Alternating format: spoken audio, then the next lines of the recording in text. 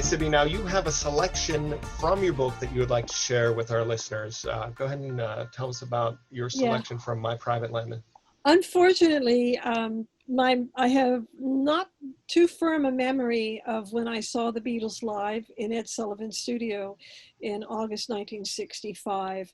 But I was there. I have a photograph of John, and I'm going to read now a little bit about this photograph. This is toward the end of the book when, according to everybody, John has left the Beatles, and as he says in one of his songs, the dream is over. So I ask myself, how do I keep a dream alive if that dream is over? As the future speeds on, as the paragraphs get shorter and shorter, and intelligence becomes more artificial and music more mechanical, what can I do? I imagine that John felt a profound loneliness while watching the film Let It Be. Loneliness compounded with happiness, for in the film John looks quite happy, as does Paul. Not everyone can literally watch a portion of their life up on a large screen. It's an absolute then-now moment, and sitting next to John was Yoko, the prime conduit for his movement from then to now. Whatever history had in store for John and the Beatles, no one could rob him of his right to say, I was there. And no one can rob me of that either. The snapshot I took of John standing on Ed Sullivan's stage retains a great mystery for me. What did I see in that micro moment beforehand to make me snap the shutter when I did?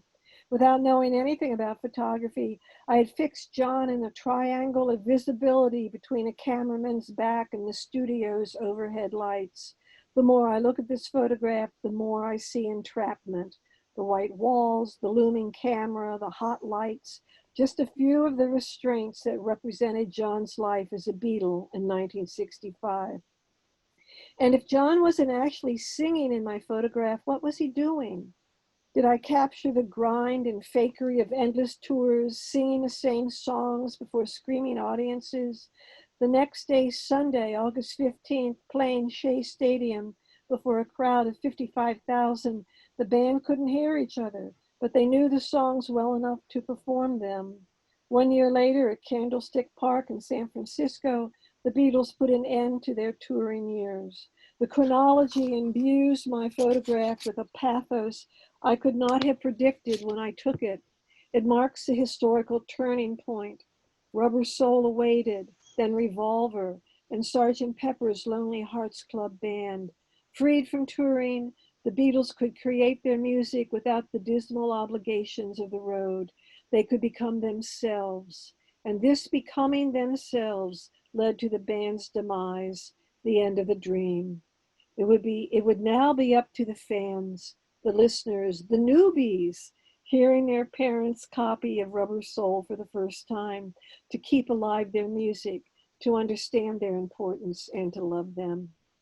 I wonder now if looking at John's photograph might have been the start of this book you've been reading. One night I opened a little drawer, dug around among some incidental papers, found the envelope, opened it, and well, could I help the dream stay alive? Thank you, David. It was my pleasure. Thank you so much.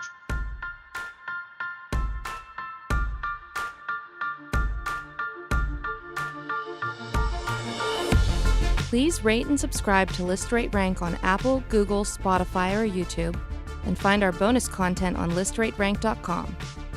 Follow at List, Rate, Rank on Twitter and Instagram, like List, Rate, Rank on Facebook, and join our Facebook group to get in on the fun. Thank you for listening to List, Rate, Rank. And many more.